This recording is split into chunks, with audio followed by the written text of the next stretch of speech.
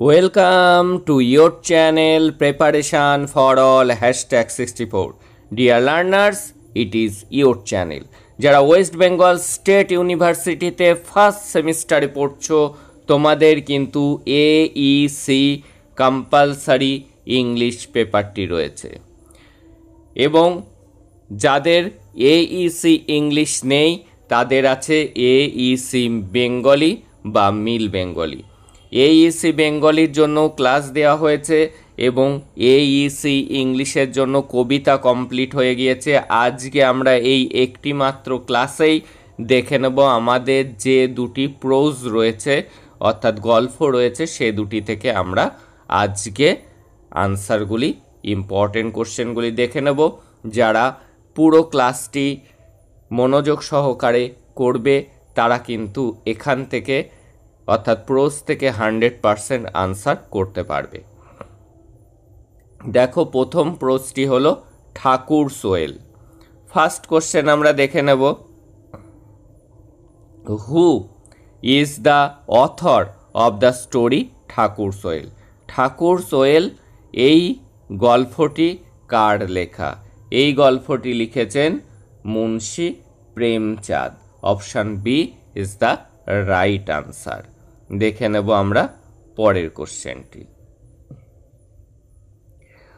Why could not Jokhu drink water? কেন জোখু জল পান করতে পারছিল না? তার কারণটা ছিল the water had a nasty smell. এই জল থেকে বিচ্ছিরি গন্ধ বেরোচ্ছিল। এবং ধারাবাহিকভাবে প্রত্যেকটা সেমিস্টারে হেল্প পাওয়ার জন্য অবশ্যই চ্যানেলটিকে সাবস্ক্রাইব করে নোটিফিকেশান অন করে রাখো for your better result. How many wells were there in Gangi's village? গাঙ্গির গ্রামে কটি কুয়ো ছিল? এই গল্প পড়লে দেখা যাবে যে 3টি কুয়ো ছিল।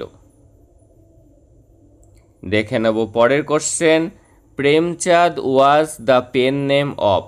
এই প্রেমচাঁদের আসল নাম, এটি তার ছদ্মনাম ছিল মুন্সি প্রেমচাঁদ, তার আসল নামটি কি ছিল? তার আসল নাম ছিল ধনপত রাজ শ্রীবাস্তব।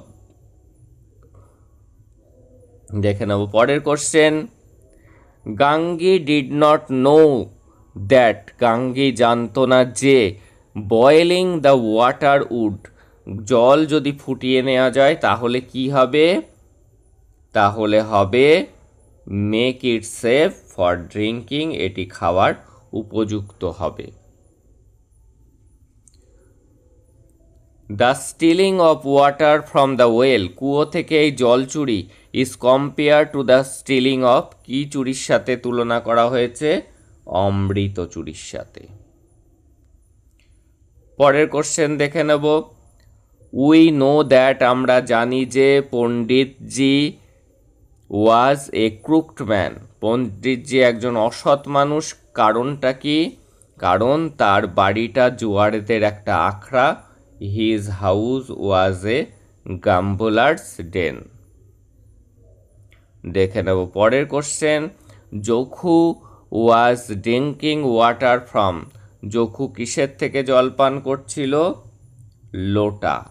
লোটা থেকে সে জল পান করছিল অর্থাৎ ঘটি থেকে। When did Gangi use to store water from the days use? কোন সময় গাঙ্গি দিনের ব্যবহারের জল নিয়ে আসে? সে জলটি নিয়ে আসে ইন দ্য ইভিনিং, সন্ধেবেলায় নিয়ে আসে। সব কাজকর্ম সেরে তারপরে সে জল আনতে যায়। Which well was at the other end of the village? গ্রামের অপর প্রান্তে বা শেষ প্রান্তে কার কুয়োটা রয়েছে? গ্রামের অন্য প্রান্তে কুয়োটি রয়েছে সাউজিস ওয়েল, সাউজির কুয়ো রয়েছে। What may be aggravated by drinking unsafe water? এই আনসেফ ওয়াটার, অসুরক্ষিত জল যদি খাওয়া যায় তাহলে সেটি অ্যাগ্রাভেট মানে বাড়িয়ে দেয় কোন জিনিসটাকে? ইলনেস, অসুস্থতাকে বাড়িয়ে দিতে পারে। Thakur use to sleep, Thakur ঘুমায়, কোথায় ঘুমায় সে? ইন দ্য কোর্টইয়ার্ড, কোর্টইয়ার্ড মানে উঠান। How unsafe water be transferred into safe drinking water, কিভাবে এই অসুরক্ষিত জলকে পানীয় জলে পরিণত করা যায়? বাই বয়েলিং, ফুটিয়ে বা গরম করে। If Gangi went to collect water, যদি গাঙ্গি জল সংগ্রহ করতে যায় ফ্রম ঠাকুরস ওয়েল, ঠাকুরের কুয়ো থেকে, দেন ঠাকুর উড ইল, ঠাকুর তাকে কি করবে?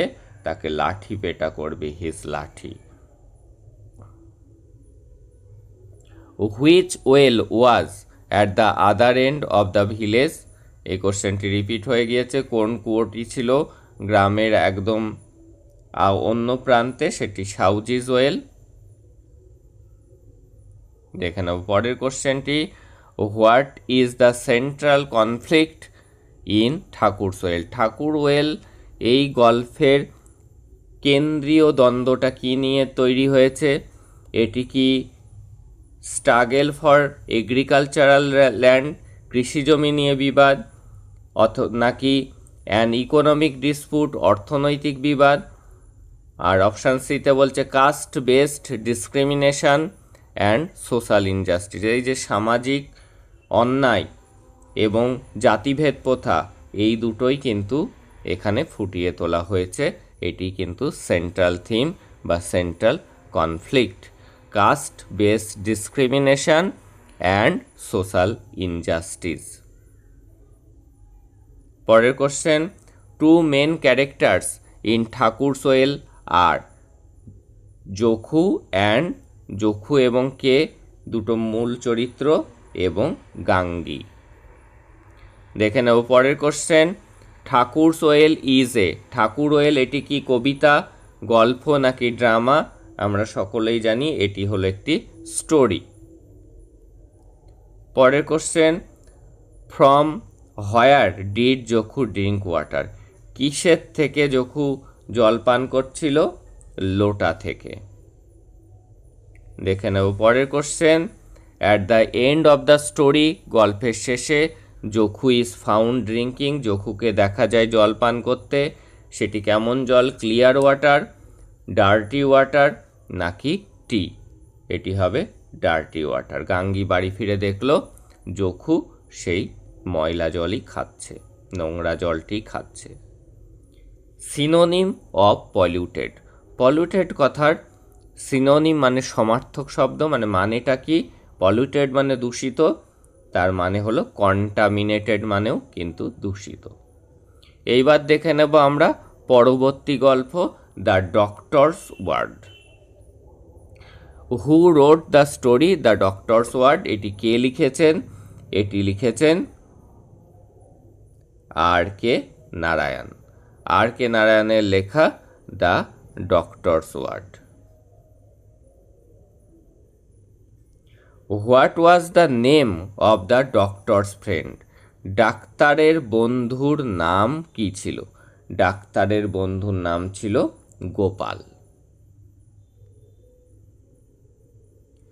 হু had come to the doctor, কে ডক্টরের কাছে এসেছিল? টু গিভ নিউজ, খবর দিতে, অ্যাবাউট হিজ ফ্রেন্ডস ইলনেস, তার বন্ধুর অসুস্থতা, অর্থাৎ গোপাল অসুস্থ, এটি ডাক্তারের কাছে কে খবর দিতে এসেছিল? গোপালের ছেলে। The son is the right answer. দেখে নেব পরের question. What saved the life of doctor Raman's dying friend, কোন জিনিসটা ডক্টর রমনের এই মৃত্যু পথযাত্রী বন্ধু জীবন বাঁচালো? ডক্টরস মেডিসিন, ডাক্তারের medicine, doctors care, nurse care, নার্সের যত্ন নাকি ডক্টরস ওয়ার্ড? ডাক্তারের কথাতেই কিন্তু তার রোগ ভালো হয়ে গিয়েছিল, ডাক্তার বলেছিল তুই বেঁচে যাবি, এবং ডক্টর রমন যা বলতো তাই হতো, এটি সবাই বিশ্বাস করত। Doctor Raman and Gopal had known each other for, কত বছর ধরে তারা একে অপরকে চেনে? 40 ইয়ার্স, 40 বছর ধরে। দেখে নেব পরের question, what was the fee of doctor Raman? Doctor রমনের ফি কত ছিল? 25 রুপিস। দেখে নেব পরের question, what was the belief of doctor Raman? Doctor রমনের বিশ্বাসটা কি ছিল? কি বিশ্বাস করতেন?